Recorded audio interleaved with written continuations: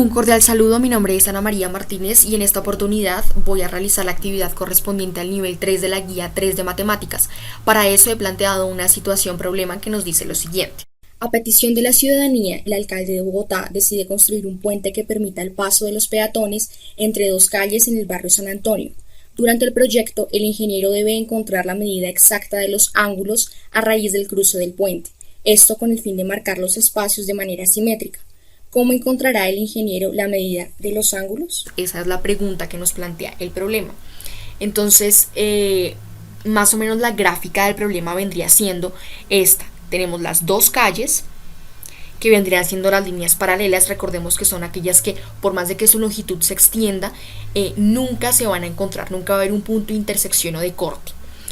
Y además tenemos esta línea que es transversal, que vendría siendo el puente a construir y que corta la calle y las dos líneas paralelas. A partir de esto se forman ciertas áreas que son los ángulos que debemos hallar su medida, y eso es lo que quiere encontrar el ingeniero. Entonces, para realizar la actividad he decidido desarrollarla en el programa GeoGebra, que nos ofrece todas las herramientas para poder alcanzar el objetivo de la actividad. Entonces ya lo grafiqué utilizando las herramientas de la línea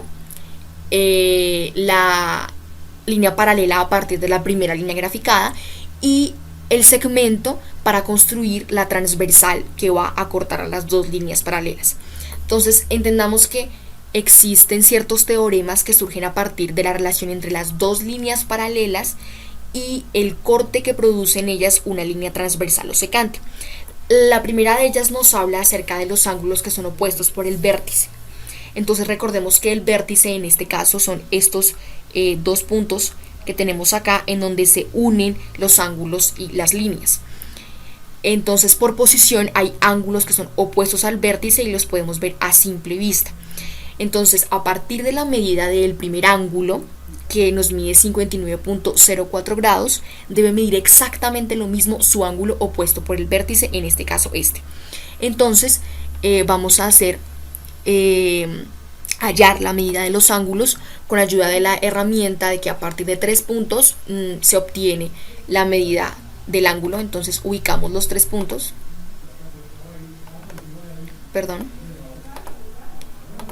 ubicamos los 3 puntos, ahora sí, y nos va a dar la misma medida, 59.04 grados. Con esa sola premisa de los teoremas podemos encontrar la medida de los 8 ángulos. Sin embargo, vamos a poner en práctica las demás premisas.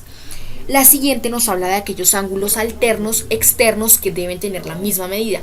Recordemos que los alternos hacen referencia a que están a un lado diferente de la transversal, uno al lado izquierdo y uno al lado derecho, ¿sí? Y son externos, quiere decir que deben pertenecer a los ángulos que son externos en la figura, ¿ven? Estos que están acá. Para eso, entonces, primero hallaremos la medida de este ángulo que es alterno externo a este otro ángulo.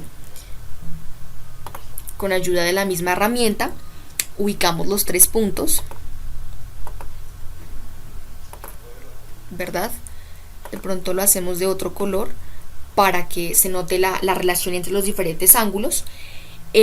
Obtuvo 120.96 grados de medida. Quiere decir que este ángulo debe medir exactamente lo mismo de acuerdo a esa propiedad.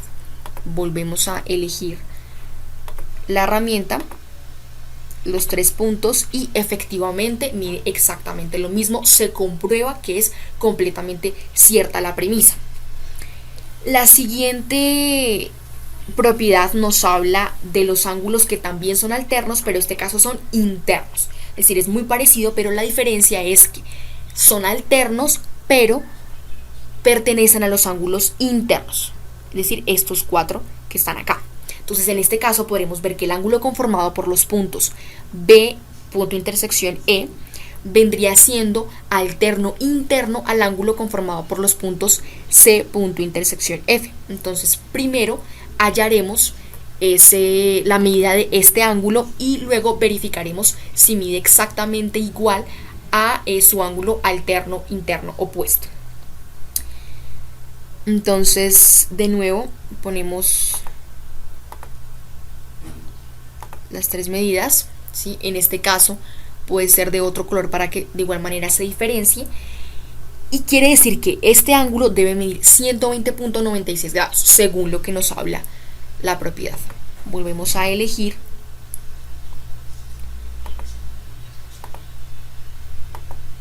Y verificamos que mide exactamente lo mismo. De nuevo, la propiedad se comprueba. En este caso sería muy sencillo encontrar la medida de los otros dos ángulos, ¿cierto? Tanto con las tres relaciones que hemos visto antes se pueden hallar. Sin embargo, vamos a poner en práctica dos premisas más. La siguiente nos habla de los ángulos que son correspondientes y por tanto congruentes, es decir, tienen la misma medida. Recordemos que el término correspondiente va a hacer relación a esos ángulos que están al mismo lado, es decir, ya no van a ser ángulos alternos, están al mismo lado de la transversal y van a estar sobre la recta paralela. Entonces, en este caso, vamos a correr un poco las líneas para que sea mucho más fácil la visibilidad. En este caso, vemos que el ángulo conformado por los puntos B, punto intersección F, y este otro ángulo que es el que vamos a encontrar, es decir, el ángulo conformado por los puntos F, punto intersección D, es correspondiente, está al mismo lado de la transversal y además está sobre la línea paralela. Entonces encontraremos la medida de este ángulo, debe ser 59.04 grados según su correspondiente. Entonces simplemente ubicamos los tres puntos y efectivamente nos da la misma medida. Lo hacemos en otro color para que sea igualmente visible. Y va a medir 59.04 grados. Quiere decir que sí son ángulos correspondientes. El último ángulo lo vamos a hallar de una manera diferente. Existen otros ángulos, otras propiedades que nos hablan no tanto de la posición, sino más de la suma de sus ángulos, que son los complementarios y los suplementarios.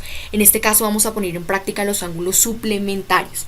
Tienen que ver tanto con posición como con la medida de sus ángulos. Entonces, son aquellos que están al mismo lado de la transversal, ¿verdad? No son alternos, están al mismo lado de la transversal y una está sobre una paralela y la otra debajo, es decir, son conjugados, así es el término en geometría, son conjugados.